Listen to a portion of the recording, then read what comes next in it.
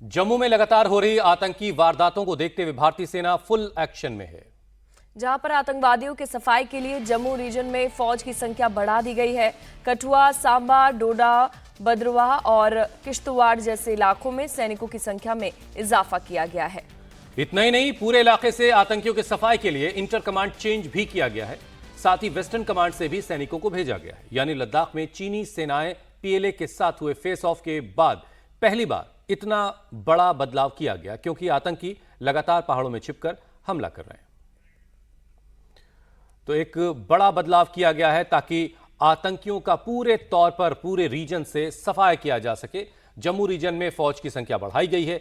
आतंकियों की सफाई के लिए इंटर कमांड चेंज किया गया है। इसके अलावा वेस्टर्न कमांड से भी सेनाओं को भेजा गया है। चीनी सेना से फेस ऑफ के बाद यह पहली बार ऐसा मौका है जब इतना बड़ा बदलाव इस रीजन में किया गया है। कठुआ, सांबा, डोडा, भद्रवाह और किश्तवाड़ के पूरे इलाके से आतंकियों की सफाई के लिए यह कदम उठाया गया है। एक रिपोर्ट आपको दिखाते हैं हमारे सहयोगी मनीष प्रसाद की। भद्रवाह, किश्तवाड़, डोडा करीबन 150 किलोमीटर का ये एरिया ऑफ ऑपरेशन इस समय सिक्योरिटी फोर्सेस के लिए है। यहां पर 500 से ज्यादा ऐसे नेचुरल केव्स और गुफाएं हैं जो आतंकियों के लिए हाइड आउट का काम कर रही है। और इसी की जानकारी इंडिया टीवी को मिली है कि दरअसल 11,000 फीट की हाइट के ऊपर जहां पर प्लांटेशन नहीं है, वहां पर ऐसी गुफाओं के अंदर आतंकी आराम से रुके हुए हैं और फिर खाना लेने के लिए करीबन हफ्ते में एक बार वो नीचे आते हैं, जिसके एवज में वो लोगों के आधार कार्ड लेकर उनकी फोटो खींचते हैं और फिर उन्हीं का हॉटस्पॉट यूज कर रहे हैं। यहां तक कि करीबन 10,000 के लगभग वो रुपए भी खाना बनाने का उनको दे रहे हैं। ओवरग्राउंड वर्कर्स ऐसे ही भद्रवाह, किश्तवाड़, डोडा की करीबन 500 अलग अलग गुफाओं को उन्होंने मैप कर रखा है और इसकी पूरी जानकारी आतंकियों के पास है। मेरे ठीक पीछे ये जो पूरी गुफा है, ये एक तरीके से सेफ हाउस का काम करती है, क्योंकि यहां तक पहुंचना ना तो किसी टेक्निकल सर्वेलेंस के लिए पॉसिबल है, ना ही यूएवीज के लिए। और अगर किसी थर्मल इमेजिंग कैमरा के जरिए इस जगह को देखा जाए तो आतंकी आसानी से इसमें छुप सकते हैं। मेरे ठीक पीछे जो ऊपर का जो एरिया है, ये भी हाइड आउट के तौर पर एक गुफानुमा बना हुआ है और यहीं पर दरअसल अलग अलग समय पर आतंकियों को इस भद्रवाह, किश्तवाड़ और डोडा के इलाके में स्पॉट किया गया।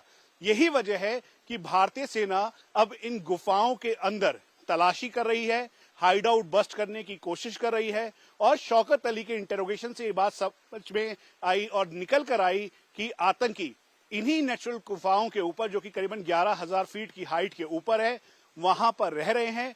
क्योंकि भद्रवाह, किश्तवाड़ और डोडा में 11,000 से 12,000 फीट की हाइट तक के जो पहाड़ों पे वहां तो वेजिटेशन है, उसके बाद वो प्लेन एरिया है। और इसी का फायदा उठा के जो आतंकी इस गुफाओं का इस्तेमाल कर रहे हैं ताकि वो सिक्योरिटी फोर्सेस को निशाना बना सके और किसी भी टेक्नोलॉजी या फिर सर्विलांस के अंदर उनकी तस्वीरें कैद ना हो सके। लेकिन अब करीबन 2,000 भारतीय सेना, जम्मू कश्मीर पुलिस की एसओजी और सिक्योरिटी फोर्सेस के साथ इंटेलिजेंस एजेंसीज ने घेरा तैयार किया है ताकि ये 10 से 15 आतंकी जो कि पाकिस्तान के हैं, एक्स आर्मी पाकिस्तान की, एक्स एसएसजी के हैं, साथ में उनके साथ ट्रेंड हुए हैं, ये पहाड़ों में चढ़ने में माहिर हैं, इनको पूरी तरीके से हथियारों की ट्रेनिंग दी गई है, इनका खात्मा किया जा सके। भारतीय सेना को केंद्र सरकार का फुल सपोर्ट मिल रहा है। केंद्रीय मंत्री जितेंद्र सिंह ने बताया कि आतंकवादी वारदातों पर सरकार ने संजीदगी से कार्रवाई की और लगातार प्रधानमंत्री नरेंद्र मोदी खुद इसकी समीक्षा कर रहे हैं। पिछले कुछ वक्त में जो भी इस प्रकार के वारदात हुए उसको लेकर के सरकार ने बड़ी संजीदगी से कार्रवाई की है। प्रधानमंत्री जी स्वयं इसकी समीक्षा कर रहे हैं निरंतर तौर पर, और हमारे सेना और सेना बल भी है।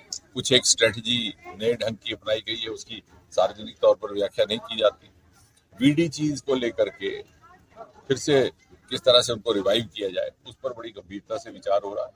बल्कि न सिर्फ रिवाइव होगा, बल्कि आने वाले वक्त में ऐसी भी सोच है कि जहां जहां जरूरत रहेगी बीडीजीज नए स्थापित करने की, वैसा भी किया जाए।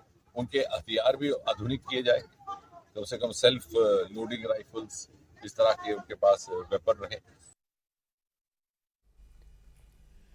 जम्मू कश्मीर में लगातार हो रहे आतंकी हमलों के बीच केंद्रीय गृह मंत्री अमित शाह ने सुरक्षा हालात की समीक्षा के लिए एक हाई लेवल मीटिंग की।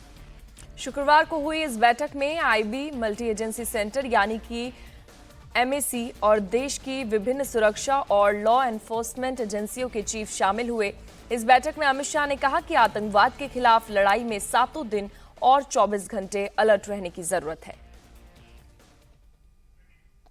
सूत्रों के मुताबिक इस बैठक में आतंकी नेटवर्क और इनकी मदद करने वालों का जो इकोसिस्टम है उसको जड़ से खत्म करने के उपाय पर बातचीत हुई। इसके लिए तमाम एजेंसीज के बीच और ज्यादा तालमेल बढ़ाने पर जोर दिया गया।